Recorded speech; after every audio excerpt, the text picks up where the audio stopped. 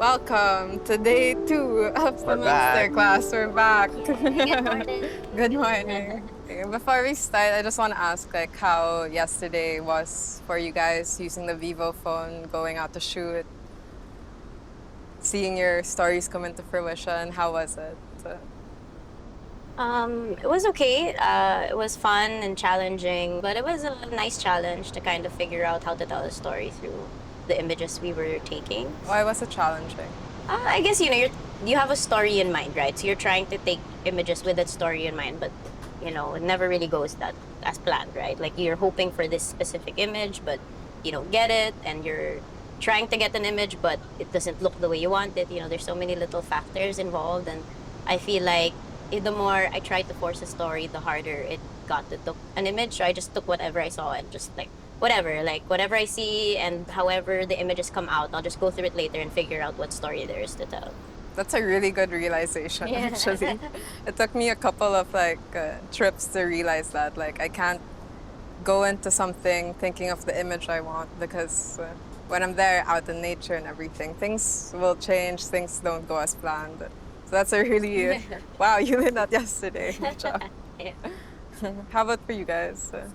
For me, like you said, it was kind of challenging too because I was shooting a turtle.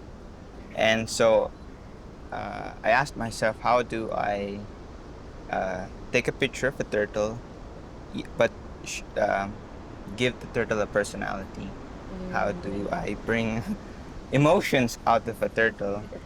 Yeah, I think for me it was a bit challenging because um, like you guys were with the turtle and with your artist, but I was working with 10 fishermen that I just met yesterday. So I think the challenge for me was kind of like trying to introduce myself properly and let them know why I'm there and get to know them a bit more. So I was talking to like a big group at once. So that was a challenge for me. But then after we were able to warm up to each other, it was fun to shoot them because they were very excited to model and like pose with the solar light. So at the end of the day, I think you'll see it in the photos later that they were comfortable in front of the camera. So I was happy about that. Aw, that's nice to hear also. Do you want to show us your turtle Sure. pictures? Wait, Wow. a second. Oh, this one. So the Whoa. turtle was a bit shy. Whoa. So it's actually a shy turtle. Like I said, I was trying to um, see the turtle's personality. So at first, when I lifted him up, tried to cover his exposed plastron, Aw. and in the next photo, he opened it up for me, Aw. Wow, that's amazing. So cute. and he got a little bit excited. So, so the story I wanted to come up with is that uh, I want him to be a source of inspiration. As you can see, he only has 3 flippers, and he has an exposed plastron. Despite having 3 legs, despite having difficulties in swimming, he still thrives, and it's getting bigger every day. Wow, She's so this is good. great. Yeah, I love how you use the The Seaweed. seaweed the to seaweed. kind of frame him. Yeah, that's One more thing about this photo, you said that the eyes of a person yeah. tells you a lot about them. Mm-hmm. So I tried to capture his eye. Wow. Aw. It's That's so kind of nice. it's really cute with the eye Yeah. too. I think your messaging and how you pieced it together with these photos is just really perfect. I think you can take a step further and even giving a call to action to your audience. So so they know about these titles, they know these issues. What can they do about it? That's something you can ruminate in first. There's one more thing I would like to add. So the reason why turtles are born this way is so the higher the temperature of the beach, it affects their birth. So when the temperatures are in an extreme, there's higher chances of turtles being born this way. So that's how climate change affects turtles. So when extreme temperatures hit them, there's higher chances of turtles being born like this. That's something super important to add as well on the social media campaign. I didn't realize. Yeah. So, what I wanted to show is how we hold space for artists, right? And like that back this thing where his images are sitting is actually uh, a baka or like a bamboo blinds that we had stopped using, and so he just kind of put it up sideways and then mounted the images there. Um, so I guess I wanted, at first, right, the story was like about art, about our residency and helping artists. But I guess I realized it's more about how we hold space for them.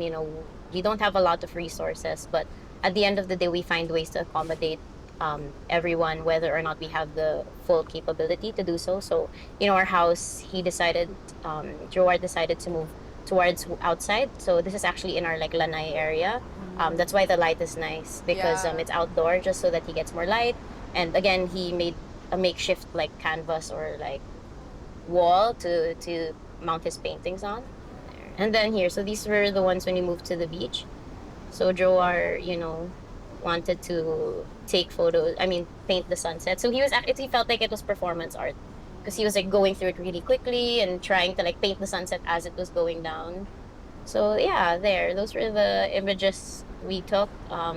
Like I said, I didn't really know what story I was trying to tell at first, but I realized it was just the space that we're allowing each person that we have come in and the artists we have come in hold, and kind of telling that story. So yeah.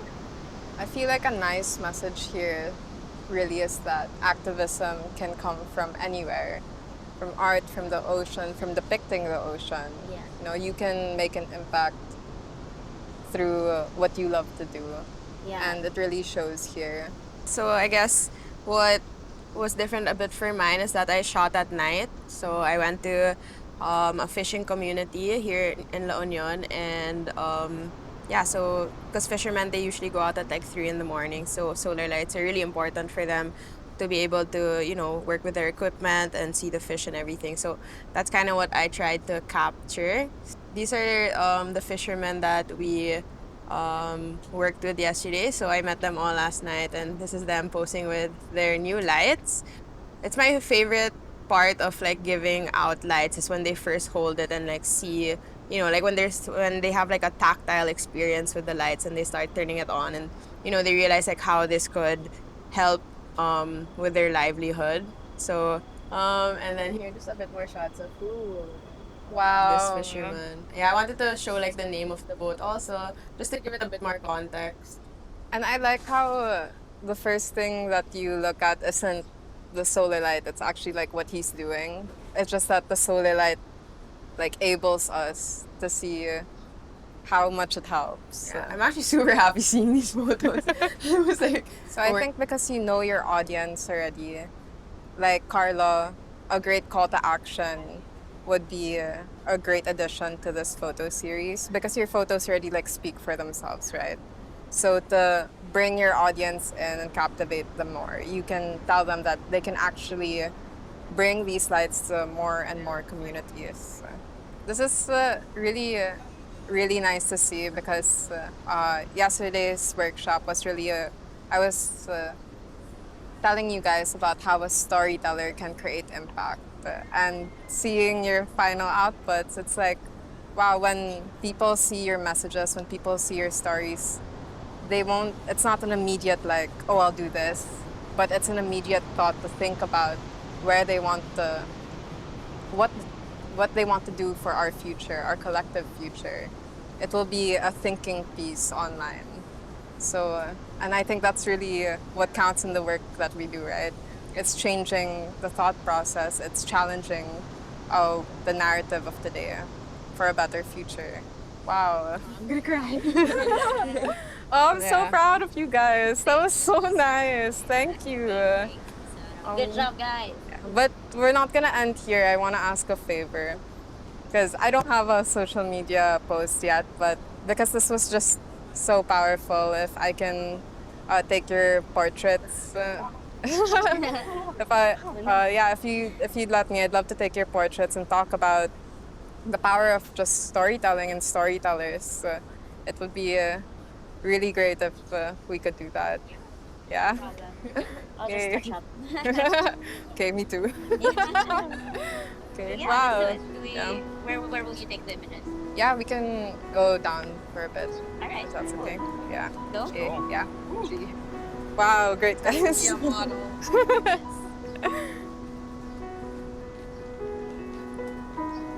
I feel like the most important thing with the work I do is really changing the realities of the people's stories that I'm involved with. Really getting to change the narrative through getting people to listen to these stories and doing something about it after they've heard it. I feel like the more stories there are in the conversation, the more solutions we can get to solve the problems and issues that are in our country today. When more people come and chime in, then we can get better solutions for a brighter future for everyone. Photography is a great way to start telling stories because you're showing what's really happening in that area that you want to spread awareness about. It's a great way to connect to people, and it's a great way to connect people to others. Photography is a tool to create empathy, awareness, and the much needed change that we need today.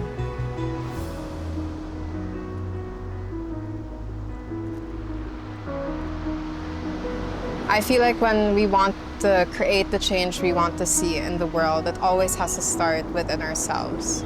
We always have to get our message straight first. We always have to get our message clear and through to us before it becomes clear and thorough to others.